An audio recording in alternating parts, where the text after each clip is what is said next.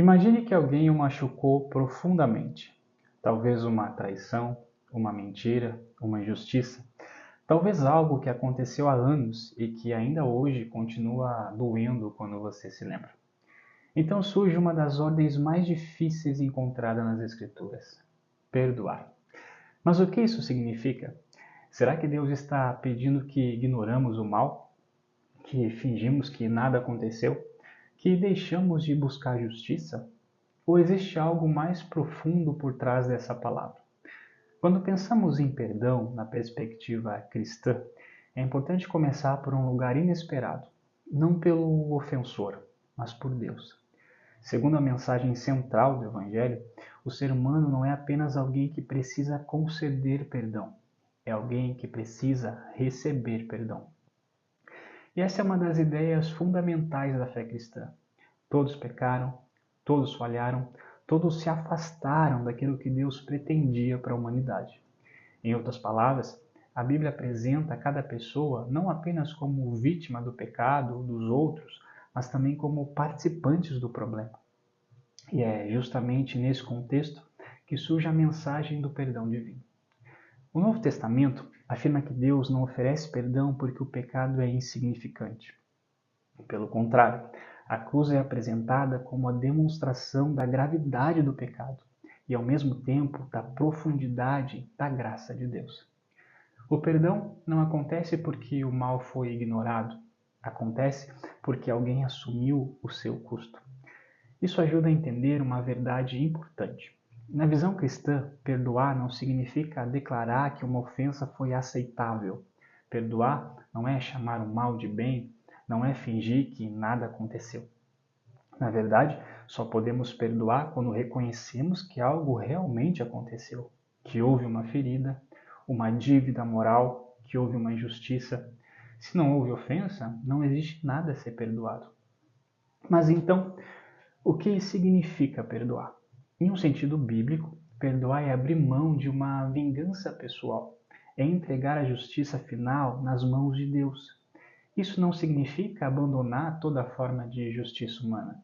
A Bíblia reconhece a existência de tribunais, autoridades e consequência para os atos humanos. Mas o cristão, ele é chamado a abandonar o desejo de retribuir o mal com o mal. Essa talvez seja uma das partes mais difíceis do ensinamento de Jesus, porque o nosso impulso natural é outro. Quando somos feridos, queremos compensação. Queremos que a outra pessoa experimente a mesma dor que nós sentimos. Queremos acertar as contas. Mas Jesus vem e ensina um caminho diferente. Um caminho que rompe o ciclo da ofensa e da vingança. Talvez nenhum texto expresse isso de uma forma tão clara quanto a oração do Pai Nosso. Nela, os discípulos são ensinados a pedir: perdoa-nos as nossas dívidas, assim como nós perdoamos aos nossos devedores. A ligação, ela chama bastante atenção. A experiência de receber o perdão de Deus transforma a forma como tratamos aqueles que pecaram contra nós. Não porque as feridas deixaram de existir, mas porque passamos a enxergar os outros através da mesma graça que nós recebemos. Isso não significa que o perdão seja fácil, nem instantâneo. Algumas feridas são profundas, algumas exigem tempo. O próprio processo de cura pode ser longo. A Bíblia, ela nunca trata o sofrimento humano como algo trivial, mas ela aponta para uma direção. O ressentimento não deve governar o coração do cristão. E existe ainda uma distinção importante. Perdão e reconciliação não são exatamente a mesma coisa.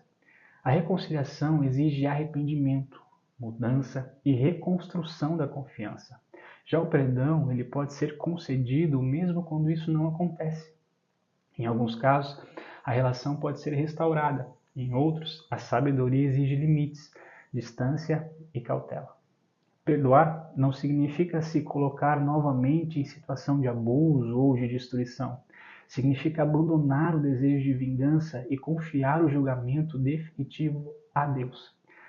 E talvez seja aqui que encontramos a parte mais profunda do perdão cristão. Ele não nasce principalmente na força de vontade humana, ele nasce na compreensão do Evangelho. O cristão perdoa porque foi perdoado, ama porque foi amado, recebe graça, por isso aprende a oferecer graça. Não de forma perfeita, não sem luta, mas como resposta àquilo que Deus fez primeiro. No fim das contas, o perdão cristão não é apenas uma estratégia para viver melhor, nem uma técnica para aliviar o sofrimento emocional. Ele é uma consequência da própria fé, uma expressão do caráter de Deus refletida na vida daqueles que o seguem.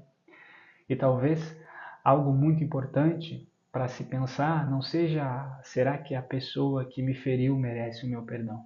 Talvez seja: quanto da minha vida eu estou disposto a entregar para uma ferida que já aconteceu? Ou ainda além, como posso receber a graça de Deus para oferecer aos outros a mesma misericórdia que eu próprio recebi? Porque, segundo o cristianismo, o perdão não começa em nós, ele começa em Deus. E é justamente por isso que ele pode alcançar até mesmo as feridas mais difíceis.